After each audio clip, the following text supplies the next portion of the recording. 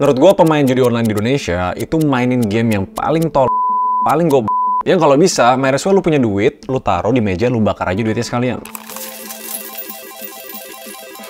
Dulu tuh gue ngerasa kayak baca-baca news tentang judi online ya, gue ngerasa ini masalah yang akut. Oke, ini baru awal-awal nih, orang mulai kayak expose sama bisa make money online. Ya, paling orang bakal ikut, habis itu nanti bakal hilang dengan sendirinya. Tapi makin kesini, gue makin yakin ini tuh udah bakal masalah akut lagi, tapi udah masalah kronis. Ini udah penyakit yang berkepanjangan, lu mau sembuhin aja, bikin orang berhenti tuh rasanya udah susah. Dan I think sampai 2024 ini ya, kalau kalian nonton video ini sampai akhir, dan kalian tetap ngerasa judi online itu masih ada harapannya buat kalian bisa menang. Menurut gue, kalian salah satu orang tertolong di dunia. Dan kalau kalian kenal temen atau keluarga atau saudara yang main judi online, kalian arahin ke video ini aja. Karena makin dibedah dari skema permainannya, dari modus operandinya kenapa di Kamboja sama Filipina, dari penanganan pemerintah, ini tuh semua udah kayak settingan. It doesn't make sense buat orang yang masuk ke platform ini berharap untuk menang, bisa dapat duit yang mungkin ngubah mereka. Ujung-ujungnya sampai pinjol, bangkrut, bakar suaminya, bunuh diri, ya itu udah tanda-tanda penyakit kronis. Cuma kalian harus ngerti ya, perjudian atau gambling itu ada 6 komponen penting yang kalau masing-masing dibedah. Again, judi online di Indonesia itu kasta paling sampah di seluruh dunia. Kalau negara kita bisa sampai transaksinya ratusan triliun, sampai ada puluhan ribu anak di bawah umur 10 tahun main judi online, itu artinya kita udah, again gue ulangin, udah bukan penyakit akut, tapi udah penyakit kronis. Coba biar nggak basa-basi, kita masuk ke chapter 1, ngebedah perjudian online.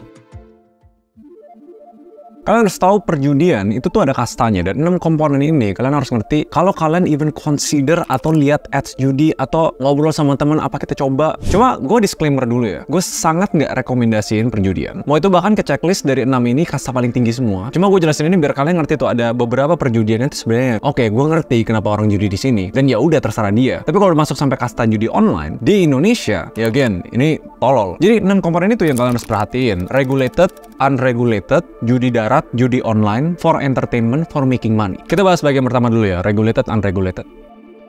Karena sebenarnya ngelihat isu ini di Indonesia, banyak yang secara langsung cepat tanggap kenapa nggak dilegalin aja di Indonesia. Realitanya, pernah dilegalin dulu di Jakarta. Dan kalau misalnya dilihat di negara-negara tetangga, negara yang melegalkan perjudian, itu ekonominya terbantu. Bisa dibilang aktivitas perjudian itu sebenarnya memajuin negara mereka loh. Pertanyaannya kenapa nggak terjadi di Indonesia? Karena Indonesia itu memegang nilai-nilai agama, di mana perjudian jenis apapun itu haram. Dan satu hal yang kalian ngerti ya, kalau kalian lihat aturan atau regulasi perjudian di seluruh dunia, negara-negara yang bikin aturan ini, mereka tahu betul judi itu sebenarnya bikin rakyatnya mayoritas 95% lebih itu pasti rugi dan mereka lose money. Maka negara-negara yang memperbolehkan judi itu biasanya teruntuk untuk turis atau orang luar negeri yang masuk ke negara mereka. Jadi kalau warga-warga lokalnya sendiri itu biasa disusahin buat berjudi di negaranya mereka sendiri. Dan kasusnya dulu kayak gitu di Jakarta pas tahun 1967 di zamannya Soeharto, tanpa persetujuan dia itu ngelegalin perjudian yang waktu itu notabene ditarget bukan untuk warga-warga pribumi tapi untuk warga-warga Tionghoa. Dan terbukti sampai tahun 1977 APBD mereka naik sampai 122 miliar. Katanya dari pajak judi itu sampai sekolah, puskesmas, sampai pasar itu jadi. Cuma gara-gara nilai agama di Indonesia, dia dinamain gubernur maksiat. Dan ini tuh selalu teli di negara-negara lain. Ekonominya sangat terbantu dengan ngelegalin dan mempajakan judi. Cuma kalian harus ngerti, kenapa gue pakai kata regulated dan unregulated, bukan masalah legal or illegal. Karena pas negara melegalkan perjudian, mereka juga pasang aturan-aturan yang ketat. Misalnya dari game-game judi yang ada, kalau memang chance-nya 1:500 ya, 1:500.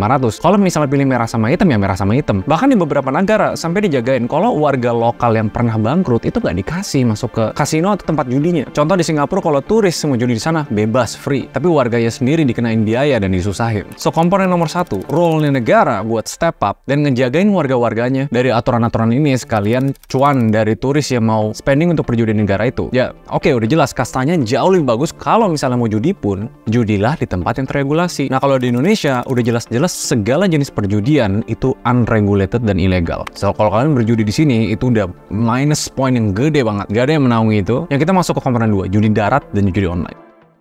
Nah kalau judi darat tuh yang kita sering nonton di film-film. Kita datang ke lokasinya, beberapa tuh tuker uang kita ke chip-chip atau mata uang tempat perjudian itu, duduk terus berjudi dengan permainannya masing-masing. Untuk tempat-tempat yang udah diregulasi, itu pun udah ada aturan-aturannya. Jadi ini semua udah berdasarkan matematika ya. Misalnya main poker, chancesnya berapa, main roulette, chancesnya berapa, main bakarat, chancesnya berapa. Ya lu memang datang bermain dengan peluang. Ini menurut gua kastanya lebih bagus daripada judi online. Again disclaimer, pas gue bilang lebih bagus, tujuannya buat edukasi dan membandingkan, bukan untuk merekomendasikan rekomendasi. Karena counterpartnya, judi online, gua pribadi ngebagi kedua bagian. Remote sama yang bener-bener online. Nah, perjudian remote itu sebenarnya secara operasional, itu tuh ada tempat fisiknya. Jadi orang beneran keluarin kartu, beneran puterin bolanya. Jadi nggak terlalu banyak campur tangan yang bikin jauh lebih gampang untuk disetting. Atau bahkan kalau mau tambah lagi satu kategori, sports betting. Dimana memang ada kejadian sportsnya itu, siapa yang menang, siapa yang kalah. Dan memang kalian serahin ke peluang untuk menang atau kalah. Cuma di kategori judi online yang marak di Indonesia, mau bilangnya slot atau gacor, itu menurut gua kasta yang paling sampah. Sebenarnya kalau di negara-negara lain, judi darat itu jauh lebih cepat diregulasi dibanding judi online. Karena kompleksitasnya, negara untuk ngejaga atau menaungi judi online itu jauh lebih susah. Lu harus bener-bener cek pas pendaftaran tuh ketat, jangan orang yang nggak mampu, atau orang yang lagi hutang, atau pernah bangkrut. Permainannya juga dicek algoritmanya beneran fair nggak sesuai dengan peruntungan permainan itu. Ada campur tangan settingan bandar, atau gimana. Contohnya kalau di Filipina, mereka tuh legal, tapi judi online itu kebanyakan punya pemerintah. Dan untuk seluruh negara di dunia, banyak judi online yang sebenarnya ditunjukkan untuk warga luar dibanding warga lokalnya sendiri. Menarik kan? Nah, dari 3 kategori tadi, yang berjudi secara remote atau sports betting, nah slot sama gacor ini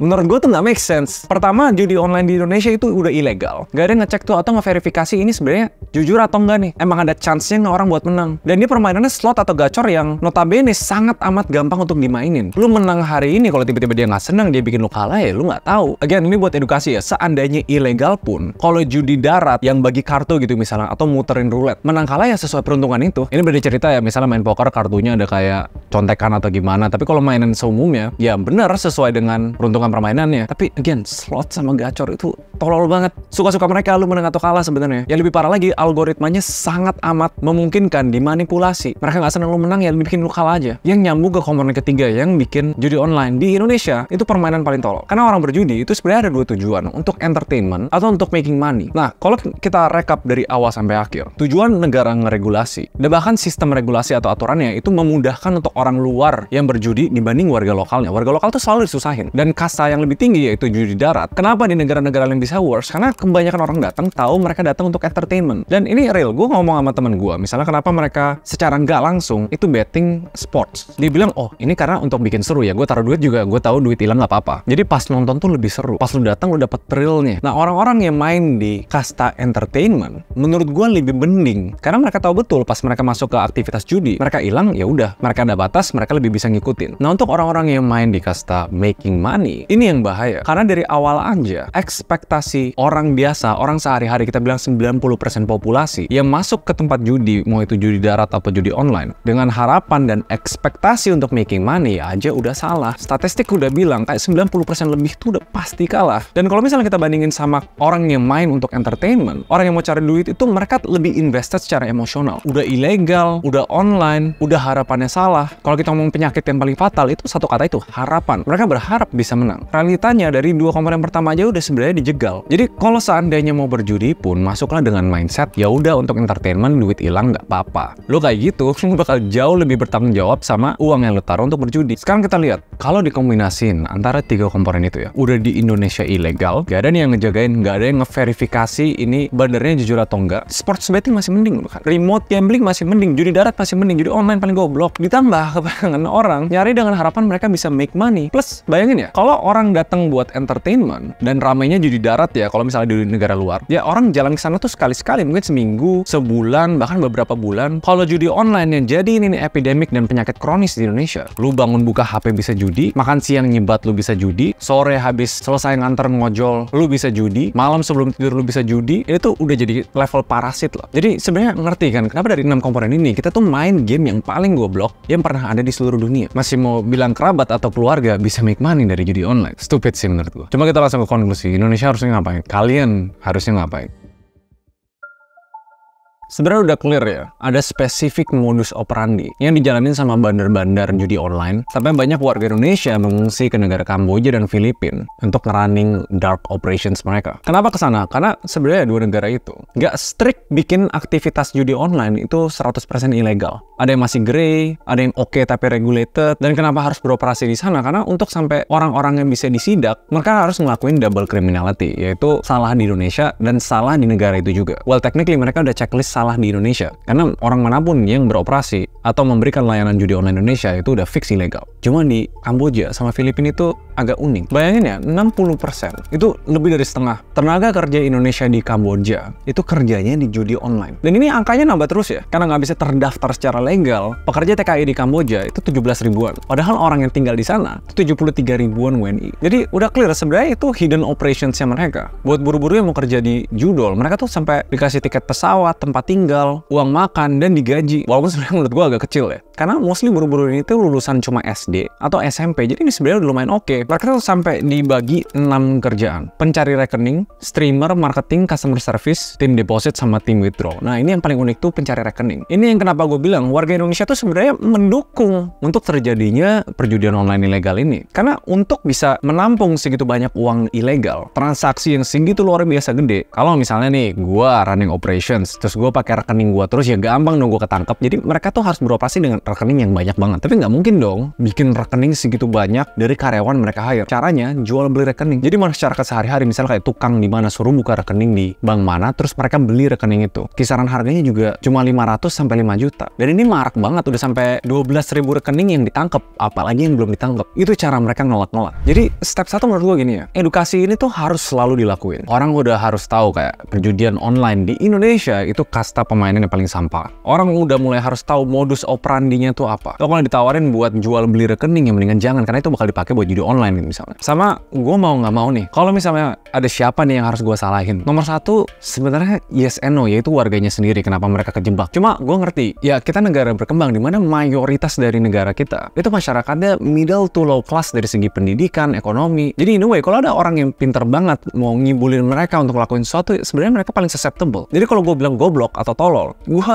in a way bisa wajarin, karena kalian pasti pernah di posisi misalnya lagi nggak ngerti apa-apa terus dibujuk sama orang lain atau diiming-imingin sampai kalian ketipu. Ya itu realitanya. Cuma problem paling gedenya kenapa negara kita, pemerintahan kita itu nggak bisa stay on top of this problem. Yang menurut gue gini, kalau kita ngelihat dari stakeholder judi online, bandarnya siapa, pekerjanya siapa, atau pihak-pihak yang terlibat, misalnya kayak influencer yang ngepromosi, website-website yang ngasih mereka advertising, ya kalau dilihat mayoritas dari distribusi judi online itu tuh ya berada di online, berada di website, berada di IP address, dan seringkali domain tertentu, berada di Meta Ads. Ada beberapa kebablasan di Google Ads. Ya menurut gue pertanggungjawaban paling gede harusnya pertama di sisi Kominfo sih. Sebenarnya gue tahu memang secara pemerintahan kita tuh nggak terlalu savvy soal digital. Tapi realitanya problem skala sebesar ini harusnya tuh di-solve dari segi digitalnya. Secara aktif dan agresif. Walaupun ngeblok satu muncul lagi, blok lagi. Ada kok software sama tim dan metode-metode buat ngelakuin itu. Dan udah dilakuin di beberapa negara di luar negeri. Atau timnya dibikin kompeten untuk selalu menyidak platform-platform sosial media,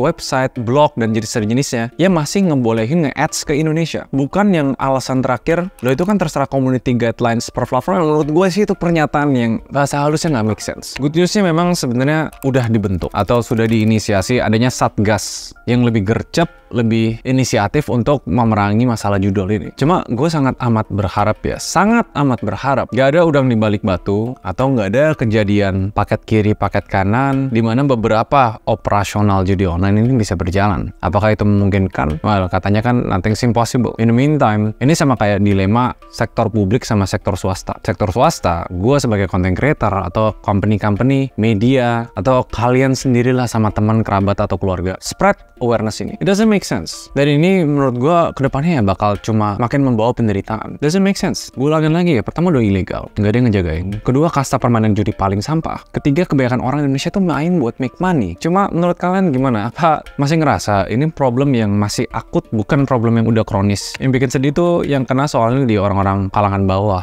Justru the people that cannot afford it yang jatuh ke lubang judi online. Kenapa? Soalnya mereka berharap untuk money. And Kominfo, come on. Gue mau sebut yang lain mungkin kayak BIN, BSSN, yang punya kemampuan digital paling savvy, kumpulin anak-anak terbaik di Indonesia. Perangi dan berantas ini di jalur udara juga. Ya itu sih yang menurut gue harus gue sampein. Again, kalau kalian nonton dari awal sampai akhir harusnya nggak make sense. Kalian masih berpikir judi online tuh viable untuk kalian lakuin. Even untuk entertainment itu nggak make sense. Mending kalian main game gacha aja sekalian. Tapi menurut kalian gimana? Coba komen di bawah. See you guys in the next video. Bye-bye.